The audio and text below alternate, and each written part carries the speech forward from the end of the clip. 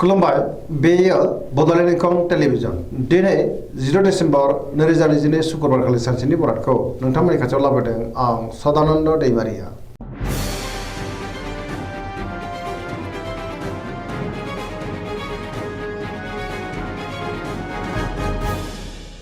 सिगां फरायनो लादों मेष राशि गिबि हांखो अ ल दिनैनि साना जोबोद मोजां गोसोनि साननायफोरा जाफुंनो हागौ सोरजोंबा बाख्नाय जागोन बहाबा दावबायनो एबा हान्थिनो खाबु मोननो हागौ आरो मोजाङैनो हान्थिनोबो हागोन मावनो लानाय खामानिखौ थि समावनो आरो गोरलैयैनो मावफुंनो हागोन सिगांनि बबेबा आद्रा खामानियाबो दिनै मावफुंजानो हागौ गोसोखौ दिनै जोबोद गोजोननाय मोनगोन देहाया मोजाङै थागोन बहानिफ्रायबा मोजां खौरां फैनोबो हागौ रांखावरियाव दिनै जोबोर मोजां होनजायो गोबां धोन आरजिनोबो हागोन आयाबो दिनै बांनो हागौ बेफार फालांगियावबो मोजां सोरबा लोगोनिफ्राय थोजासे हेफाजाब मोननो हागोन न'खराव बिसि फिसायनि गेजेराव अननानै फैगोन गुबुननि गोसोखौ गोरलैयैनो बोनोबो हागोन गोसोनि बोलोआ बांनो हागौ समाजाव बयजोंबो मान होजागोन सेंग्रा सिख्लाफ्रा जोबोर रमान्टिक जागोन आरो गावबा गावनि गोसोनि साननायखौ फोरमायलायनोबो हागोन फरायसाफ्रा दिनै फरायनायाव गोसो दुंखांगोन पजिटिभ एनार्जिनि गोहोमबो गोग्लैनो हागौ। वृष राशि गिबि हांखो इ उ ब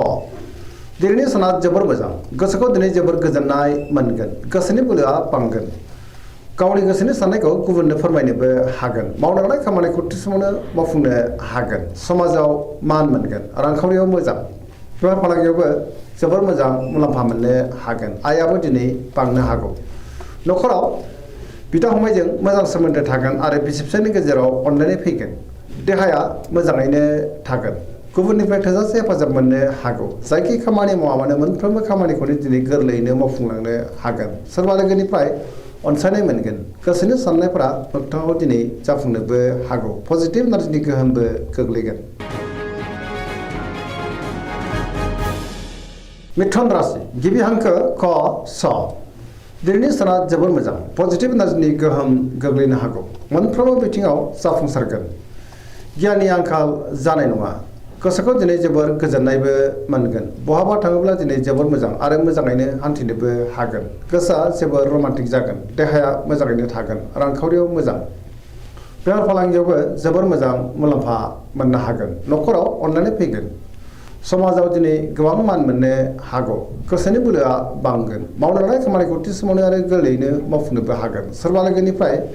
अनसायनाय मोनगोन सोरजोंबा बाख्नाय जानोबो हागौ गुबुनजों मोजां सोमोन्दो लाखिनो रोंगोन लाइमोनफोरनि गोसोआ दिनै जोबोर खुसि जागोन आरो गावबा गावनि गोसोनि साननायखौ फोरमायलायनोबो हागोन। कर्कट राशि गिबि हांखो ड ह दिनैनि साना जोबोर मोजां गोसोखौ दिनै जोबोर गोजोननाय मोनगोन सोरबा लोगोजों बाख्नाय जानो हागौ गुबुनजों मोजां सोमोन्दो लाखिनोबो रोंगोन गोसोनि साननायफ्रा जाफुंनो हागौ गोसोआव दिनै पजिटिभ साननाय फैगोन गोथों आरो गोग्गो साननो रोंगोन गियाननि आंखाल जानाय नङा मावनो लानाय खामानिखौ थि समावनो मावफुंनो हागोन रांखावरियाव मोजां अब्लाबो नाथाय खरसायाबो बांनो हागौ बेफार फालांगियाव मोजां मुलाम्फा मोननो हागोन न'खराव दिनै अननानै फैगोन समाजाव मान मोनगोन देहाया मोजाङैनो थागोन गुबुननिफ्राय थोजासे हेफाजाब मोननो हागौ फरायसाफ्रा दिनै फरायनायाव गोसो दुंखांगोन आरो मोजां फिथाइ मोननोबो हागोन गुबुनजों मोजां सोमोन्दो लाखिनोबो रोंगोन आरो पजिटिभ एनार्जिनि गोहोमबो गोग्लैनो हागौ।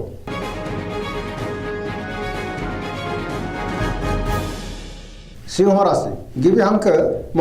ट दिनैनि साना जोबोर मोजां गोसोआव दिनै पजिटिभ साननाय फैगोन गोथों आरो गोग्गो साननो रोंगोन गियाननि आंखाल जानाय नङा मावनो लानाय खामानिखौ थि समावनो आरो गोरलैयैनो मावफुंनोबो हागोन सोरबा लोगोनिफ्राय थोजासे हेफाजाबबो मोननो हागौ सिगांनि बबेबा आद्रा खामानिखौबो दिनै मावफुंनो हागोन बहाबा दावबायनो एबा हान्थिनो खाबु मोननो हागौ आरो मोजाङैनो हान्थिनोबो हागोन रांखावरियाव मोजां बेफार फालांगियावबो जोबोर मोजां मुलाम्फा मोनगोन आयाबो दिनै बांनो हागौ गोसोनि साननायखौ गुबुननो फोरमायनो हागोन न'खराव अनलायनाय फैगोन समाजाव मान मोनगोन गुबुननि गोसोखौबो गोरलैयैनो बोनोबो हागोन देहाया दिनै मोजाङैनो थागोन बयजोंबो गोरोबनो रोंगोन गुबुननि थाखाय गोबां मोजां खामानि मावनानै होनोबो हागोन गोसोआ दिनै जोबोर रमान्टिक जागोन आरो गावबा गावनि गोसोनि साननायखौ फोरमायलायनोबो हागोन पजिटिभ एनार्जिनि गोहोम गोग्लैनो हागौ। कन्या राशि गिबि हांखो प ट दिनैनि साना जोबोर मोजां गोसोआव दिनै पजिटिभ साननाय फैगोन गोथों आरो गोग्गो साननो रोंगोन गियाननि आंखाल जानाय नङा मोनफ्रोमबो खामानिखौनो दिनै मोजाङैनो मावफुंलांनो हागोन रांखावरियाव मोजां अब्लाबो नाथाय खरसायाबो बांनो हागौ बेफार फालांगियाव जोबोर मोजां मुलाम्फा मोनगोन देहाया मोजाङै थागोन गोबां मुंदांखा सुबुंजों लोगो मोनज्लायगोन न'खराव अनलायनाय फैगोन गोबां खामानियाव दिनै मुखुब थागोन आरो मोनफ्रोमबो खामानिखौनो मोजाङैनो मावफुंलांनो हागोन सोरजोंबा बाख्नाय जानो हागौ पजिटिभ एनार्जिनि गोहोमबो गोग्लैगोन आरो पजिटिभ साननो रोंगोन सेंग्रा सिख्लाफ्रा जोबोर रमान्टिक जागोन आरो गोसोनि साननायखौ फोरमायलायनोबो हागोन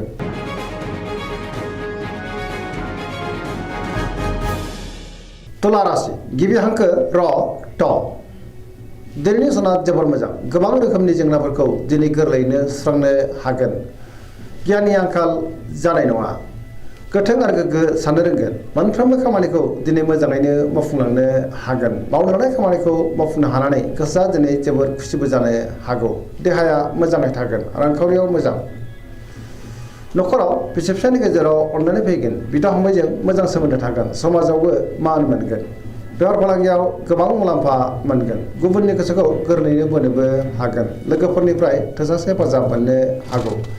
गोदान थांखि लानो रोंगोन सेंग्रा सिख्लाफ्रा जोबोर रमान्टिक जागोन आरो गावबा गावनि गोसोनि साननायखौ फोरमायलायनोबो हागोन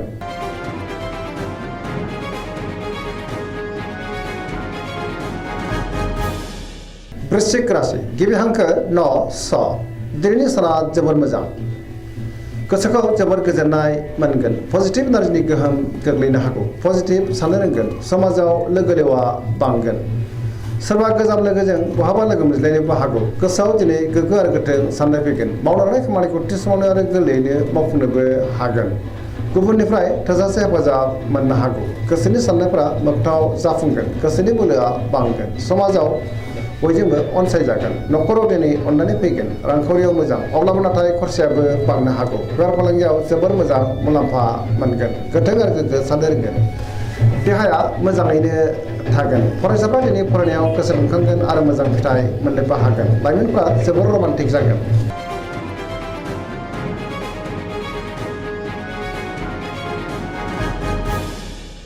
धनु राशि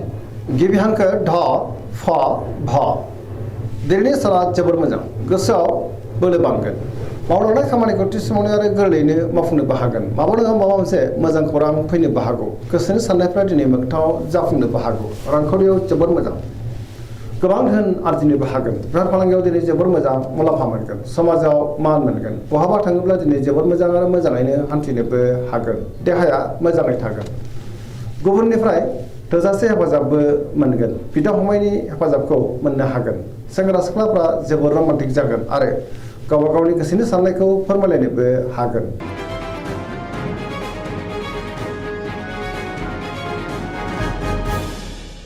मकर राशि गिबि हांखो ख ज दिनैनि साना जोबोर मोजां गोसोखौ जोबोर गोजोननाय मोनगोन गोसोनि साननायफ्रा मोगथाङाव जाफुंनोबो हागौ मावनो लानाय खामानिखौ थि समावनो मावफुंनो हागोन रांखावरियाव मोजां अब्लाबो नाथाय खरसायाबो बांनो हागौ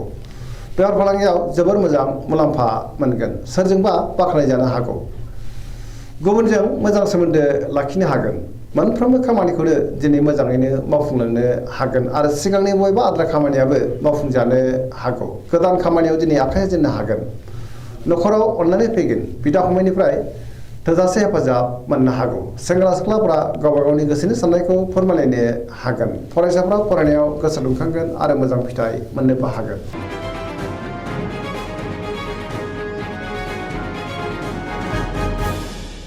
कुम्भ राशि गिबि हांखो ग स दिनैनि साना जोबोर मोजां गोसोखौ दिनै जोबोर गोजोननाय मोनगोन मावनो लानाय खामानिखौ थि समावनो आरो गोरलैयैनो मावफुंनो हागोन सोरबा लोगोनिफ्राय मोजां खौरां फैनोबो हागौ समाजाव मान मोनगोन गोबां मुंदांखा सुबुंजों दिनै लोगो मोनज्लायनो हागौ गोसोआव गोथों आरो गोग्गो साननाय फैगोन गियाननि आंखाल जानाय नङा रांखावरियाव मोजां बहानिफ्रायबा गोबां धोन मोननोबो हागौ देहाया दिनै मोजाङैनो थागोन बेफार फालांगियाव जोबोर मोजां होनजायो गुबुननिफ्राय थोजासे हेफाजाब मोनगोन बिमा बिफानि अननाय आरोफोरखौ मोननो हागौ बहाबा दावबायनो एबा हान्थिनो खाबु मोननोबो हागौ आरो पजिटिभ एनार्जिनि गोहोमबो गोग्लैगोन